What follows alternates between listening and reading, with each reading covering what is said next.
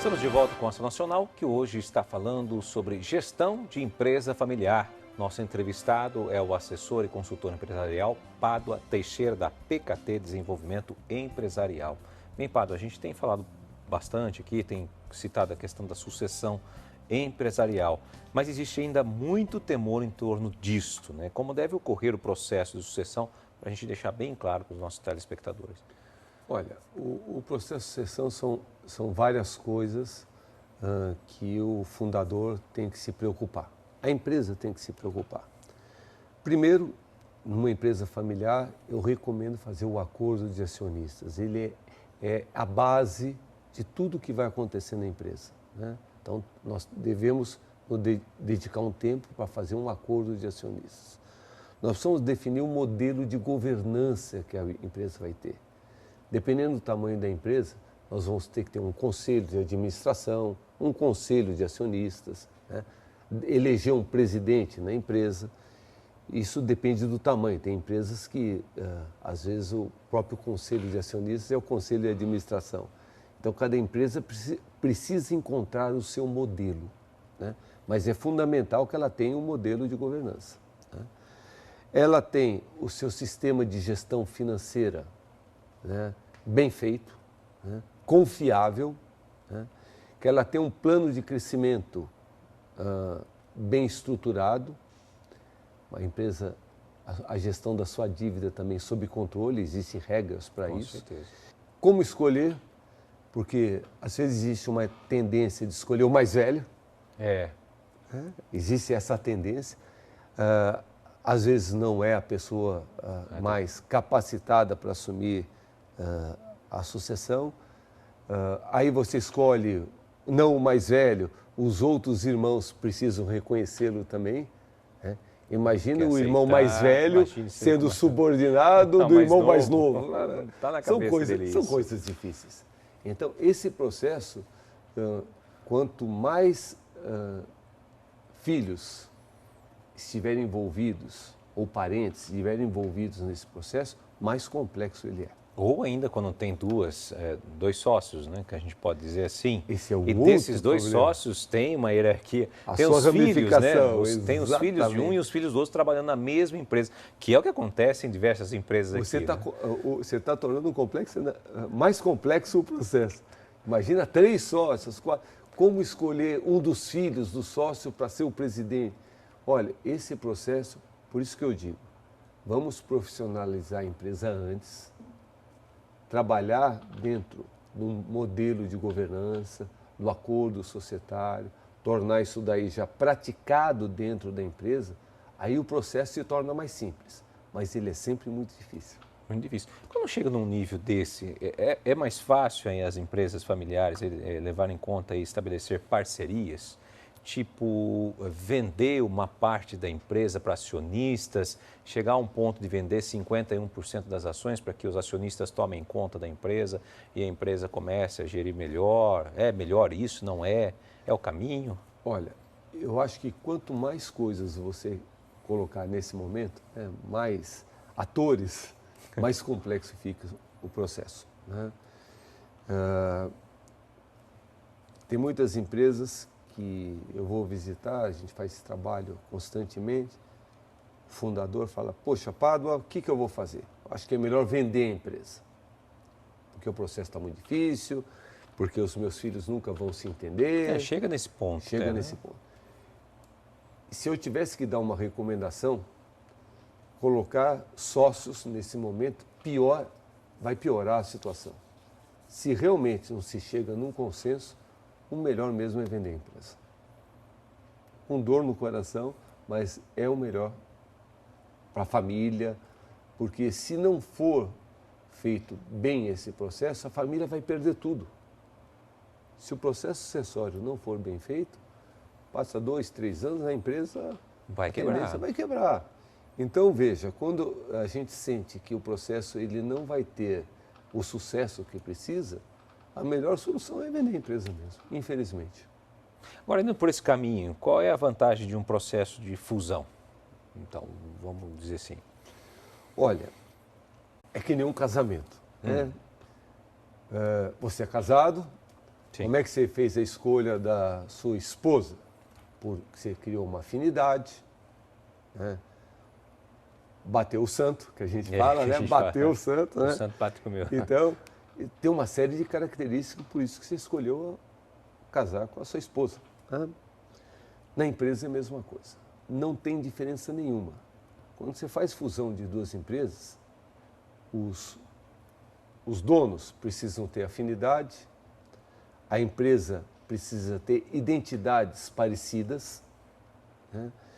E ter um modelo de gestão próximos, porque se você pega duas empresas completamente antagônicas, em tudo isso que eu estou falando, e você vai querer fundir essas duas empresas só pelo resultado econômico, a chance de sucesso é mínima, mínima. Eu já participei, nós fazemos fusões e aquisições também. Eu já participei, já fiz inúmeras fusões, né? Inclusive quando eu era executivo, a empresa que eu estava, né, ela se fundiu com uma outra 50-50%. Aliás, é uma coisa que eu não recomendo para ninguém, uma fusão 50-50, né? Você criar uma nova empresa que cada um tem 50% das ações da empresa, das cotas da empresa. Porque o modelo de gestão ele fica completamente dividido. Quem decide o quê? Né? Quem eu vou seguir? Então, por isso que eu digo, toda vez que você tem os seus acordos, o seu modelo bem definido, tudo fica mais fácil. Porque numa fusão, se isto não estiver bem definido, as regras do jogo, que a gente fala, né, é praticamente impossível você fazer uma gestão de uma empresa 50-50. É porque daí, quem é que prevalece realmente naquilo? Eu também tenho direitos de 50%, você também tem direito de 50%, então quem dá a palavra? Mas quando o resultado está positivo, todo santo ajuda. O problema é quando o resultado deixa de ficar positivo. Aí, que vem as dificuldades. Quem vai tomar a decisão? Né? Que caminho, que rumo Que caminho, que rumo, o que nós vamos fazer? É muito difícil empresas com esse equilíbrio de poder. É muito difícil a gestão de uma empresa assim. E sem levar em conta que tem que pensar também no produto do mercado, né? Que é o que você falou. Difícil você pegar uma empresa que trabalha com X produto, ela faz Y. E aí você vai unir os dois produtos que são totalmente contrários. Normalmente as empresas, quando vão fazer uma fusão, elas têm uma certa sinergia ou de produto, ou complementar, né? Produtos complementares. Quando se faz uma fusão, normalmente as empresas já procuram ser isto que eu estou falando. Mas o problema não é tanto o problema é na gestão da empresa, né? Quando você tem duas culturas completamente diferentes, é muito difícil. Vou te contar um caso, eu participei da fusão de duas empresas. Uma empresa, olha, e não são culturas muito diferentes. Uma empresa era francesa e a outra empresa era alemã. Eu vou te dizer, depois de 5 anos, nós tivemos que separar as duas empresas outra vez. Porque não deu cola, não funcionou. Nossa. As culturas, o modelo de gestão era completamente diferente. A gestão dos recursos humanos eram diferentes. Então, esse é um cuidado muito grande que as empresas têm que ter numa fusão. Quando é aquisição, é mais simples, né? Você tem o poder, porque você comprou a outra empresa. Agora, quando você vai fazer uma fusão entre duas empresas, esses cuidados precisam ser levados em consideração. E cuidados também na hora dessas empresas buscarem investimentos, principalmente as empresas familiares. Que estratégias devem existir? Bom, hoje em dia, uma empresa endividada, vamos supor que ela tivesse sido cotada na Bolsa de Valores, ela perde o seu valor, né? Usar reservas próprias da empresa também não é uma boa coisa. Eu acho que precisa ter um equilíbrio entre as duas coisas, né? A empresa precisa crescer, ponto. A empresa que não cresce, morre. Isso é dado estatístico, 90% das empresas é isso que acontece. Se a empresa não tem um plano de crescimento sustentável, ela morre. Então ela precisa crescer. Então, ela tem a opção de crescer com fundos próprios ou buscar financiamentos para isso. O ideal é que tenha um equilíbrio nisso e tenha uma porcentagem da sua dívida, né, uma relação de porcentagem entre a dívida e o seu resultado. Se o executivo, o empresário, perder essa relação, né, qualquer balanço que dá no mercado, no produto, qualquer dificuldade que a empresa tenha, isso vai custar muito caro para a empresa. Ela pode, inclusive, ir para uma recuperação judicial, para uma falência. Então, o que é importante? A empresa ter a sua relação dívida-resultado e não abrir mão disso. Às vezes, quando uma empresa quer ter um crescimento acelerado, ela abre mão disso. O que acontece? O risco aumenta.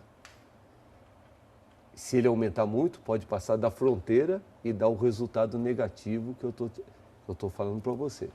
Então, esta é uma grande preocupação. Uma empresa tem que analisar o seu crescimento com a sua taxa de risco de crescimento. Essas duas coisas têm que ser analisadas todo o tempo. Pádua, seus contatos para quem quiser entrar em contato com você. Poxa, muito obrigado pelo convite, foi um prazer enorme estar com você, Júnior. Igualmente. Meu contato, meu e-mail, para quem quiser tirar alguma dúvida, é padua@pktdesenvolvimento.com.br. Esse é meu e-mail pessoal, fique à disposição.